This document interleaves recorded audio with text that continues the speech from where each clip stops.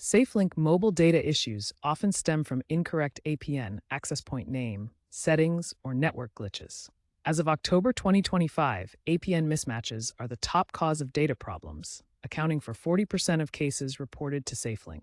Outdated software accounts for 25%, and carrier-side outages for 20%. SafeLink operates on major carriers like Verizon, AT&T, and T-Mobile, and switching between these networks or updates can disrupt your data connection. You can resolve this by checking and resetting your APN settings to match your carrier or performing a carrier reset. To manually edit your APN on Android, navigate to Settings, then Network and Internet, Mobile Network, Advanced, and finally Access Point Names. The default APN for SafeLink is TracFone, but it varies by carrier: VZU Internet for Verizon, TF Data for AT&T, or fast.tmobile.com for T-Mobile. For a carrier reset on Android, go to Settings, System, Reset Options, and select Reset Wi-Fi, Mobile, and Bluetooth.